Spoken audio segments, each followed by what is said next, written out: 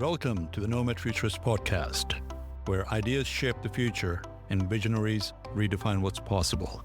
Join us as we dive deep into the evolution of technology, society, and human potential, spotlighting the voices driving change and reimagining our world. Connect with us and join us at media.nomadfuturist.org. The future is a story we write together. Let's kick it off. Here are your hosts, Phil and Nabeel. Hello. Welcome to Nomad Futurist. This is your co-host, Nabeel Mahmood, calling in from Waikoloa, Hawaii. This is your co-host, Phillip Koblence from Montclair, New Jersey. And I'm Yuval Bachar from Mountain View, California. While you're an exception to the case, you're actually one of the only hundreds of people that we've had on this platform to come back the second time. Now, our audience have heard your story before, so we're not going to get into all the nitty-gritty stuff. What we really want to capture is the conversations, the predictions that we had in the last conversation pertaining to the internet bubble, hydrogen, addressing the human capital deficit, the power challenges, so on and so forth. So with that said, let's start this dialogue about your journey when you left the big few companies like LinkedIn, Facebook, Microsoft, and others. You started this endeavor called ECL. Could you share the high level of what was the starting point and why did you take that risk? And what was your mission and vision originally? Yes, so first of all, thank you for having me. And the reason we started with ECL was to actually create and deliver alternative data center solution in the market. Was pre-AI, we had a vision to actually be able to create an alternative to the co-locations accessible to everybody, but at the level of what the hyperscalers are building there from a quality, efficiency, density, and capabilities. We're trying to actually leap this in three main areas. One is the energy. And the energy that we looked at was we wanted to look into a fully sustainable data center, which has zero emission coming off it. And the only path for us to do that in today's world was to create a microgrid, which is running off completely, not connected to the grid. And we picked the technology of choice to be a hydrogen-based power generation because hydrogen-based power generation is emission on it or from the side. And the byproduct of that is also water that we can actually use to the cooling system in our data center. That was the first thing in that energy. In that process, we changed completely the architecture of traditional data centers. We eliminated the UPS systems. We eliminated the diesel generator, which were also a contributor to this being fully sustainable, and delivered the new architecture, which is actually multi-pronged, 4 sources to 5 sources of active energies feeding the data center consistently. That was the first thing that we tried to do. The second thing we tried to do is to create high-performance data center inside. Again, pre-AI, we were targeting 50 to 75 kW per rack with liquid cooling directly to the rack, no hot air, cold air isolation, and extreme high level of efficiency. Our target PUE was some 1.1 for the data center. And lastly, we actually decided to develop a brand new management system, which will enable us to run what's called dark data centers, where AI is actually operating the data center for us. Fast forward from 2021, when we started today, we built. By the way, it's impossible to believe that when we spoke in 2021, it doesn't seem that long ago, that it was pre-AI, because the oxygen in the room has been sucked so much with all this AI talk. Yeah. The fact that you were just like kind of ahead of that curve by seemingly moments is really, it's crazy to imagine. It is. As a lot of people say, how did you think about this? And you know what? It's vision, but I'm probably 80% luck. The right place at the right time. Yeah, so fast forward to today, we built the first modular block we have for our data centers. It's actually meeting all the things that we actually dreamt about when we started. It is running off grid. It is running on hydrogen 24/7.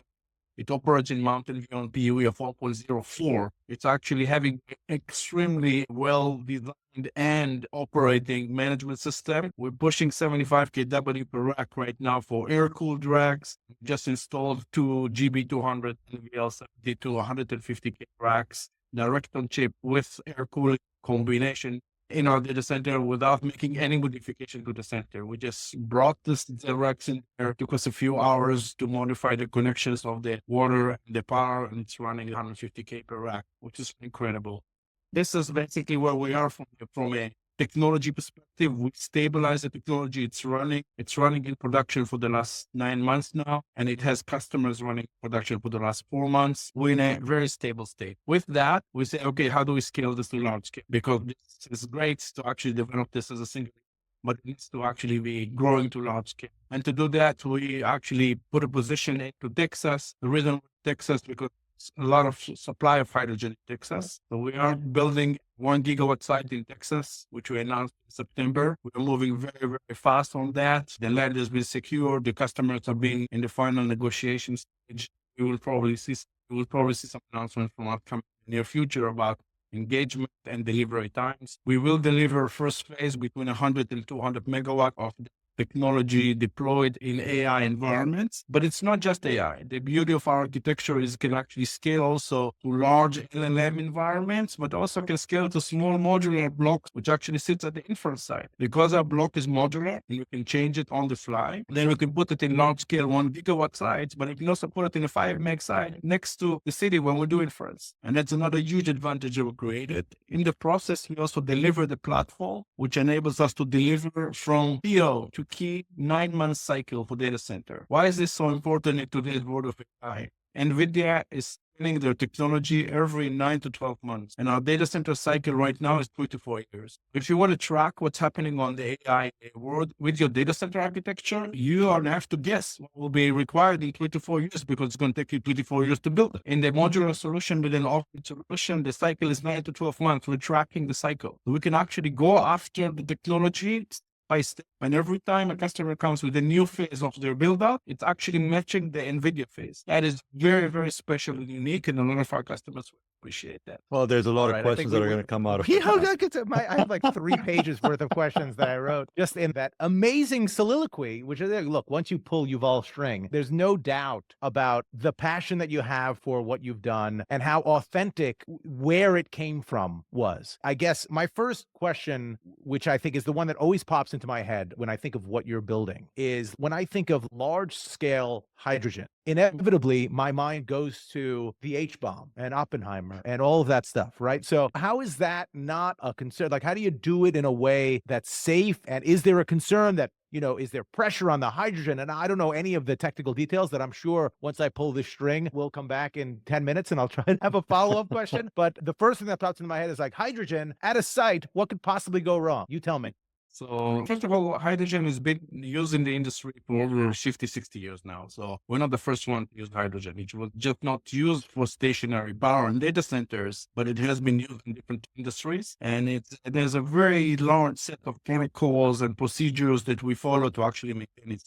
When we go to large scale data centers, 2 things happen. One is we don't store on-site hydrogen. Actually connect directly to a pipeline. So that reduces the risk significantly because there's no hydrogen on site except the hydrogen flows from the pipeline into the power generation into the data center. The second thing is that there in hydrogen, because of the aspects of hydrogen that can be different than traditional gases or liquid, the procedure are much more stringent than anything else that is industry today, like diesel or gasoline or anything else that we take for granted. We operate on a cleaner plus deeper protocols and procedures to ensure that it's 100% safe. If you go back to your examples like H-bomb or the Hindenburg, the Hindenburg, I'll start with the Hindenburg, it's the easy one, right? So you put hydrogen in a paper bag and smoke next to it, what do you expect to happen? It's nothing. It's a very simple thing, right? With regards to explosivity of hydrogen. So we operate in a completely different domain and we take the molecules a completely different way than it was used for military. So it has nothing to do with each other. Again, on the pipelines in Houston right now, they're running between 3,000, 6,000 tons per day of hydrogen, which is consumed by industry in the Houston. That is a tremendous amount of hydrogen. I don't think you heard any time in the last 50 years that there was any accident with it. The procedures are right, you do it right, so there's no issue. There are higher risks in other places, like diesel was much more flammable than hydrogen in some cases, and it can create much bigger damage if it catches fire, because it's spread fire. Hydrogen, if it catches fire, is doing a geyser fire, which means goes up and doesn't go to the sides, because the molecule of the hydrogen is very, very light. So in general, I think it takes some time, it takes some education, both for the locations we come to, municipalities, etc., to explain to them why is it safe. But we actually did this in Mountain View over here in California. The city is convinced that it's safe. I have to imagine if you do something in California, you can do it anywhere. Exactly. Like from the standpoint of bureaucracy and governance and red tape, California is always kind of very sensitive to those things. And we're in the residential commercial area over here. We're not even in the industrial area. We get all the approval, and we're very, very careful. We're actually working with the city, the county, and the state level to get approvals that everything is safe and done right. We take this very, very serious. It takes a long time to actually learn and understand how to operate it. It's not simple. It's not just tomorrow somebody can start doing this. But I can tell you that as far as we can see it today, it's safe. We're running right now for the last 9 months on hydrogen in a very safe way. Nothing happened, no issues. So it's Brilliant. Should be okay. So in regards to that, you mentioned a couple of times that there's other industries and verticals that have been using hydrogen. What would be a couple of those that would be good lead in or example? So the refineries in the area of Houston are a heavy user of hydrogen. They use it in their process for refining oil into gasoline.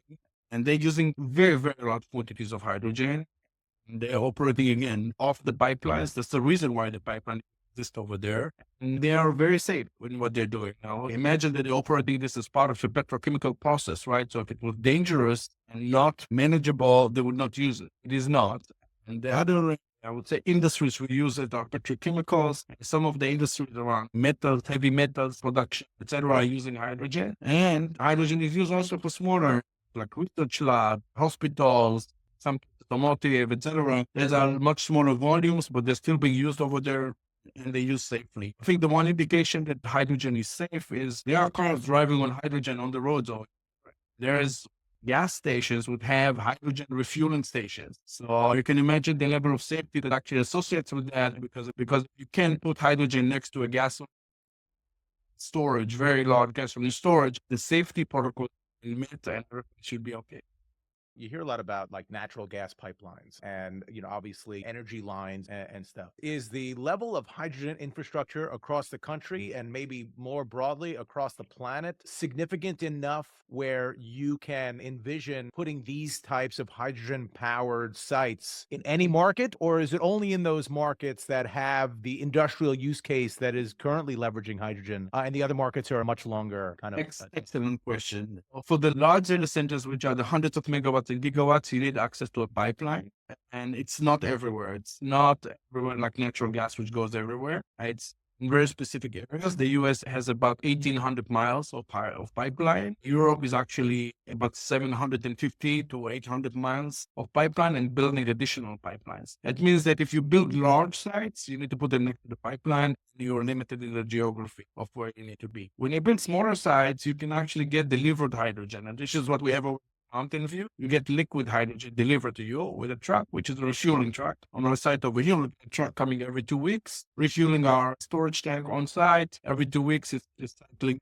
and it's about 1 hour refueling cycle that happens in the data center. So for smaller sites, delivery, good process. For larger sites, you need access to hydrogen. And there's a secondary model that we're working on right now. One of the areas that we have right now is we have a lot of solar and wind power delivered in multiple areas. The challenge of these guys who deliver those solar plants and wind farms are actually that they're in curtailment about 25 to 75% of the time, which means that they produce more than what the grid can actually consume. They need to actually pay the utilities to take the power away from, because you cannot turn off a solar plant. And what we are looking for a solution right now is coexisting, what's called over the fence, with those sites, actually taking from them the energy directly. And we have a novel way, a patented way, and actually how to take off-grid renewable energy, which is unreliable by nature, because the sun is not always out and the wind is not always blowing, and transitioning it into a data center quality power with on-site storage, on-site hydrogen generation, and a combination of direct feed hydrogen generation battery to deliver that solution. That solution for us is the first deployment will happen probably in 2026 timeframe. It's a little bit more complex than just attaching to the hydrogen pipeline, and does not require delivery because you're right next to the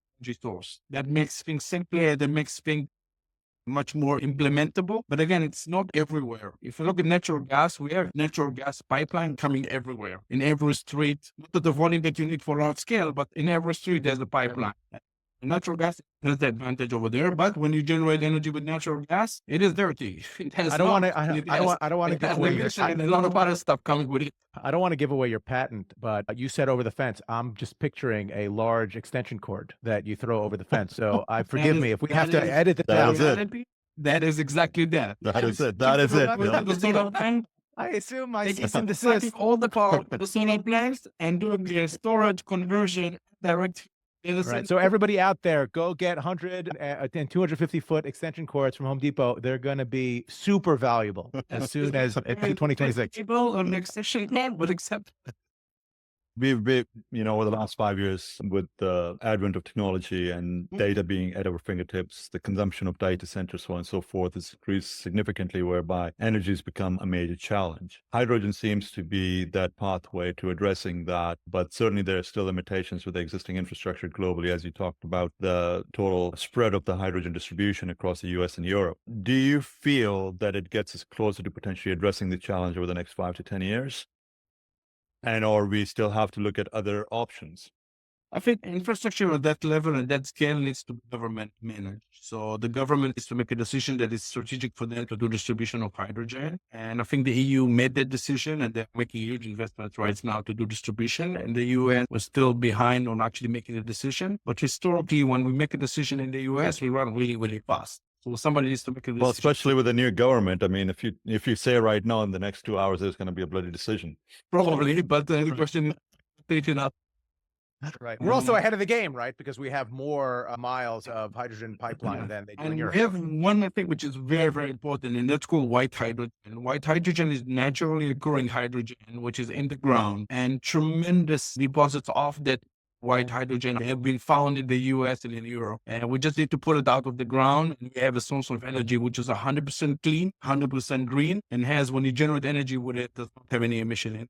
I think that should be probably the future, and that's where actually most of the deployment of technology, deployment of infrastructure should happen, is around the white hydrogen, which is here. It's a resource that we have. It has been found already. We know where it is. We just need to figure out a way to pull it out of the ground properly and then distribute it. I think infrastructure is important, but if you look at where we are right now for the production of hydrogen, the quantities are being produced for the first 5, 10, 15, 20 gigawatts of data centers that we need now in the next 5 years to actually accommodate demand. There's enough hydrogen supplemental to that, but the blue hydrogen, which comes from those production sites, is available at very large volumes, and they keep on building additional supply of that. So a question leading into that, I mean, it's great to be innovative and on the leading edge, and it's amazing that we are solving some of the energy challenges that we've been dealing with for the last few years. Why aren't the utility... And by we mean you. Why haven't the utility companies looked into that as a potential solution to address the challenges in their specific markets?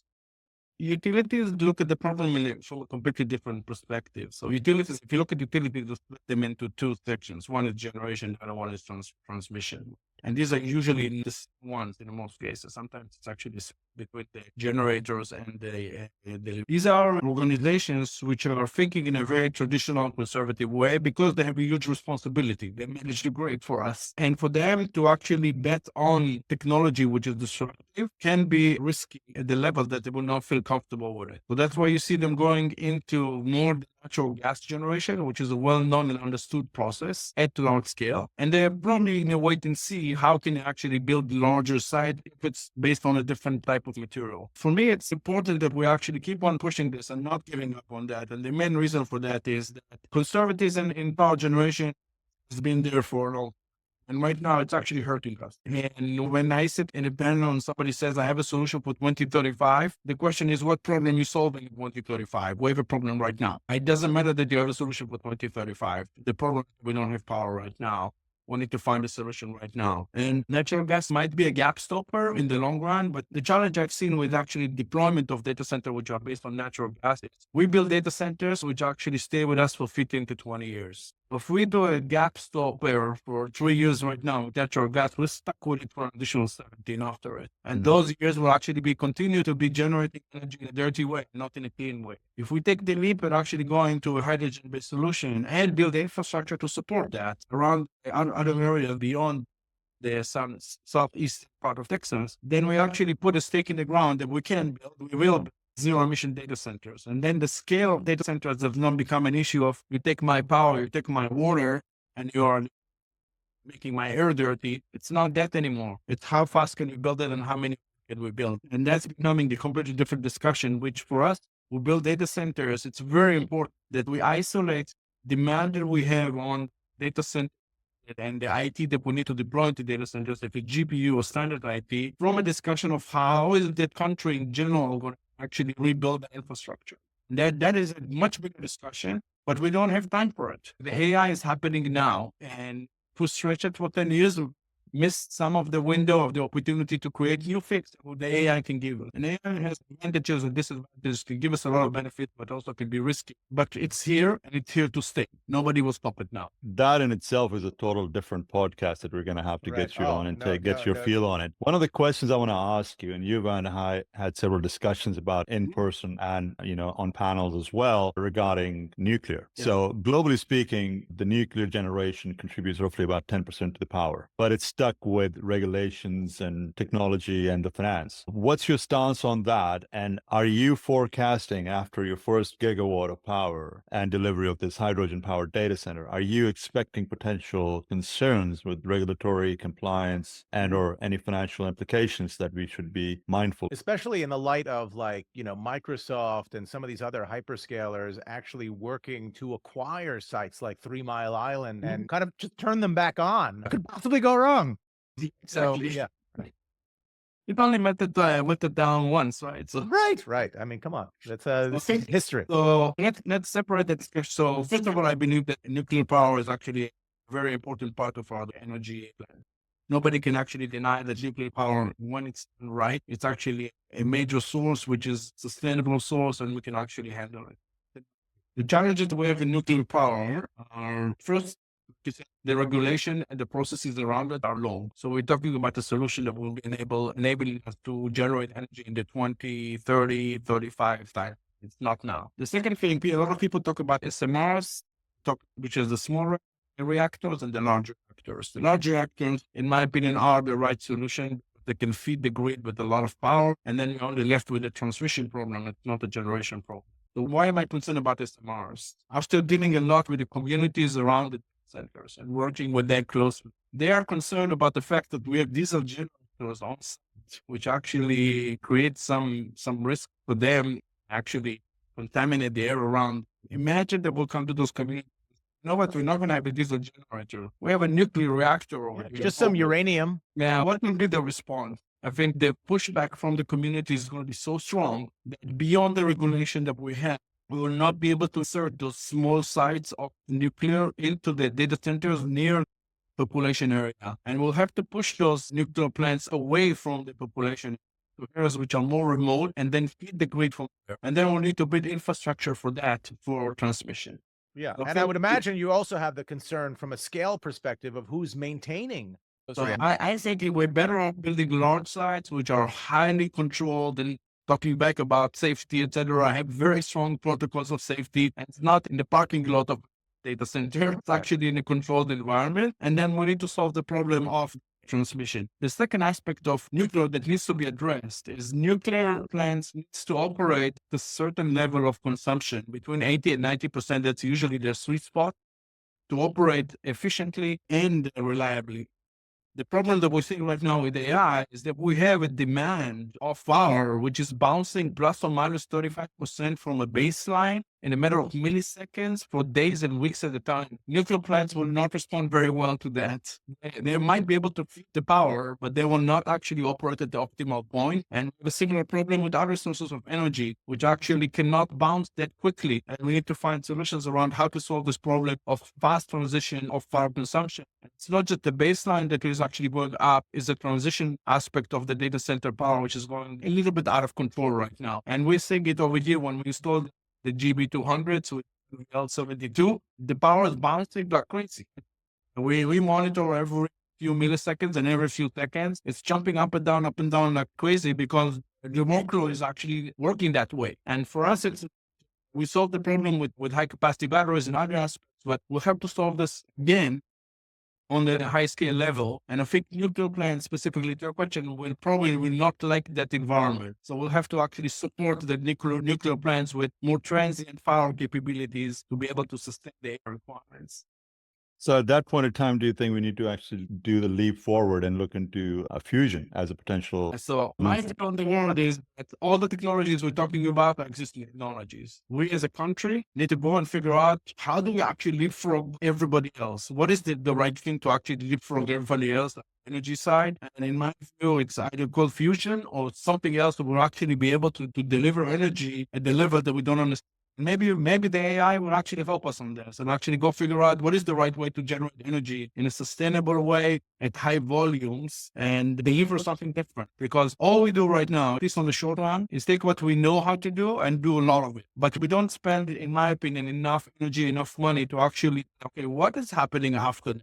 And there are research labs that which are doing work around this, but they are not really. This is not a national project that we're looking for. What is the next thing that we need to do? There's no moonshot associated We have with to do something like that. In my opinion, we have to do it. And maybe with the new administration, which focus on energy independence, etc., we'll see something like that. I think we don't have something like that right now. Well, ironically, we need a couple of gigawatts of ECL-powered AI workloads in order to crunch the data to determine what the right answer is to our future energy problems. Yeah, that might be the case, but it might not be not only ECL data centers, it might be the global AI data centers that will actually solve that problem. Yeah, DeepSeek too. ECL and DeepSeek data centers.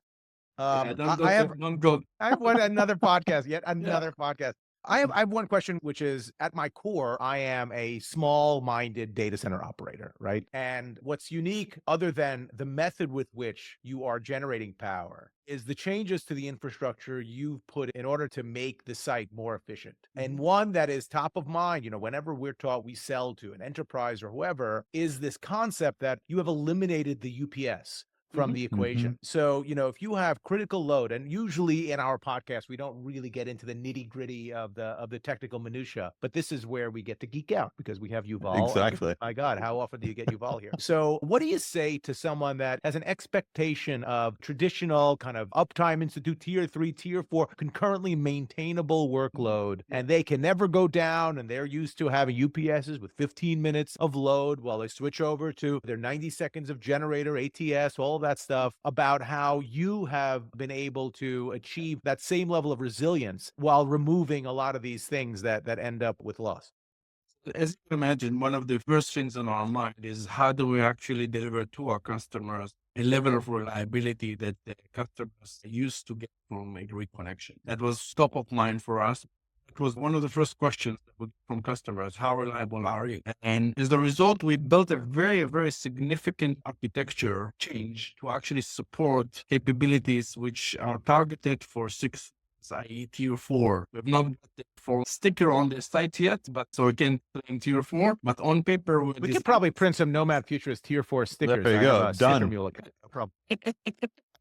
But I think what we did with that is we actually created a full redundant environment that you usually don't see in data center. So all of the components in the data center are 2N+1. And it's not just the power, it's the cooling system, it's the distribution system, the inside distribution, the external distribution. A lot of things work for us, because when you're not connected to the grid, suddenly you have the freedom to actually do any architecture of power that you need. And while connecting to the grid was very restrictive on the other side, it was very convenient. The grid was always there. But we are seeing events now that the grid is not there. We see brownouts, we see blackouts happening. It means that UPSs and diesel generators kicking in more and more in data centers. Nobody talks about that, but diesel generators don't like very much high loads. It doesn't behave very well with high loads. And that is happening. So what we did is we created a multi-active source environment instead of power, instead of a general feed plus backup. When you do a multi-active sourcing of energy on site, you can actually deliver very high level of reliability, because you create each source to be highly reliable, and then you create the sources to actually back up each other. So you create 2 tiers of protections on top of it. One more thing that we did for hydrogen perspective, because we're getting hydrogen supply from pipeline, what if the pipeline is off, right? The answer is we have 3 pipelines. Each and every one of them can carry the whole site, and each and every one of them is independently delivering hydrogen to us, which is the comparable to 3 grid connections in the traditional data center. But that's again another layer of protection that we give to our customers. We've been through due diligence by very large customers. It basically said, you know what you did over here is just as good as connecting to the grid, and we're moving forward with that. And in worst case, would you have an option of delivering liquid hydrogen as well? Yes, but you have to have storage on it. So when you're connected to pipeline, we do not have large capacity storage on site, but we do have 3 layers of protection, including self-generation of hydrogen on site for methanol in the emergency cases. How much of an equipment reduction have you seen? And rather, let me just rephrase the question. I mean, your typical build out was estimated to be about, depending on where you're at in America, $12 to $15 million a megawatt. How much of a capital saving have you seen How much building? we're paying more, how much we're paying less. Yeah. Well, that's whatever you're telling your shareholders. We'll go with that. We're about 30 to 40% below the number you just mentioned from a cost to build. And A lot of reasons why is that the case, but that's where we are right now. And we are a very highly integrated environment from our supply chain. We build a significant portion of the components ourselves, so we actually have 100% control of that. And we're doing this in a very efficient. One thing which is a little bit counterintuitive, when you build small blocks, it's actually cheaper than building large buildings. You think about this, okay, how is this possible? It is possible because the volumes of your components jump dramatically, jump 10x, 15, 20, 100x in some cases. But they're smaller components, so it's much easier to produce them and much faster to produce. So we can actually get them at much higher volumes at a lower cost. The result, we're dropping the price of cost to build per megawatt compared to traditional data centers. And what is from a time to market perspective? I would imagine in your world, you're not really retrofitting because it's a completely We new kind of. we can start from scratch or do a wide. Greenfield. I'll tell you one sentence. PO to key 9 months. That's amazing. Which is, That's I mean, amazing. did you do that entirely to 9 match And the gestation period of a human being? It's like, if you get me pregnant with your PO, I will deliver you a baby in 9 months. Exactly. Oh my God. It's replicating the human. PO to key 9 months, every incremental 6 months. And is that for, does it matter? Is that a 1 megawatt site versus? No. It's not a 1 megawatt, but it's not a 1 gigawatt, right? It's within a limit of about 100 megawatts range, but still significantly large. Yeah, that's still very impressive. And All right. just one more question on that while it's fresh in my head. We talk about large sites and small sites, the site for which you can store the hydrogen there where there might not be that much availability of grid, and the large sites. Obviously, on the large side, we use the term of 1 gigawatt because that's what you're talking about. What is the range of the small site where you could store the hydrogen? Is it 1 megawatt? Is it up to 5? Is it 10? Yeah, I think there's a lot of question right now in the industry is how big is the inference site used to be. So these are all inference sites. I think the common, I would say, thought process right now is we're talking between 5 and 15 meg for the inference sites and put a lot of there. And that's completely within our realm. We're actually creating single delivery hydrogen to those sites. So this has been great. I mean, we can just nerd out or geek out, like Phil said. I mean, this is certainly one of the most unique podcasts that we have done. Not typically what we want to talk about, but great stuff as well. This is amazing. I want to shift gears just for a second. In the last conversation we had, we talked about the internet bubble and everybody connected. Where are we at with it? What's next? Yeah, I think we talked about the fact that vision about connectivity is actually not that we need to have or a cable coming to our home. We have like a bubble around us. And somebody probably heard us and actually went and implemented. And the podcast is working. Satellites right now around us, and some of our phones are now starting to connect to those satellites. Doesn't need a special activity to that satellites. And I think that's the first incarnation of being able to tap into the data, being able to tap into the internet in any location that you are. We're talking about the satellite connections which are progressing in capacity, reducing in latency, and we will get to the point your phone is just going to pop up and not going to look for a tower, but going to look for a satellite. Yeah, I mean, that's what, they're already talking about Starlink offering cell phone service. It is. If you have an iPhone, satellites, right? Yeah, if you have an iPhone, your phone will actually connect to a satellite, it's losing all of its connectivity. I'm not sure you can do heavy loading on that. You can probably do just an emergency connection on that. But it's there already. Right. Yeah. It is the beginning. It is the beginning. So Absolutely. I think the vision or at least the default process from a few years ago is materializing and enabling. It's basically democratizing access to data, right? Before you needed to live in an area where there is enough fiber, enough connection to get access to high capacity memory, but about a lot of broadband into the rural area, etc. It's all in the air now. Just put an antenna on your roof and you actually have access to all the data like somebody who lives in the middle of Manhattan. Well, I think somebody that lives in the middle of Manhattan won't actually get satellite access, Phil. As someone who has lived in the middle of Manhattan, the roof rights are super There's expensive. no roof over there. Right, right. Actually, they put gardens on a lot of those buildings now, just to make themselves feel better. One thing we didn't touch on is connectivity. I know we want to wrap this up. I just want to make sure that we touch on it, right? Power is obviously your focus. We're talking about these 1 gigawatt campuses. We're talking about putting them near where hydrogen is or putting the smaller sites. How much of these workloads are actually reliant upon an ecosystem of fiber connectivity, and how difficult has it been, particularly with the larger site deployment that you're looking at in Texas, to try to deliver some of the high capacity connectivity? Yeah, so fiber is critical for us because especially when you're dealing with loads, so amount of data is being exchanged between the endpoints and the LLM sites. So fiber is critical. In my view, the future is a combination of dark fiber, which we light ourselves, with circuits, it's just circuits.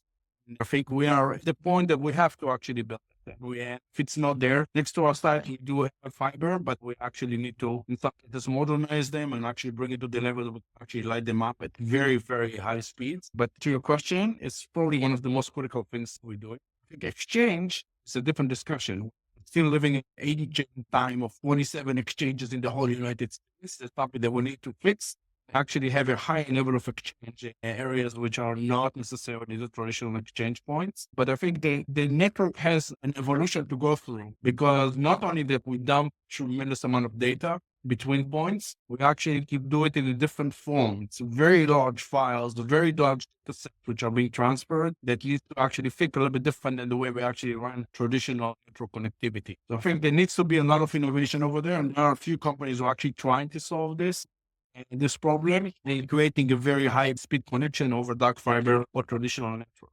Yet another podcast we need to do when I'll put on my since I am vice chair of OIX, put on my OIX hat. Okay, so definitely there's a lot of innovation that needs to happen over there. And to be honest, we have not done enough in the last few years. If the system I designed 20 years ago at Cisco are still running the core of the internet, and there's no doubt they are. Look, in large parts, and we talk about this a lot, right? It's we tend to be compartmentalized with the way we look at digital infrastructure. So people took for granted that all of the innovation that was done on the fiber side and the connectivity side was really at the turn of the century, when the internet became really commercially available and everybody wanted it. And then that's just not as sexy as these large, well-powered sites. And it's an enabler. It's just like getting energy. Right? No doubt, right? You can't have them independently. You can't. You must have them both together. Exactly. It's just not.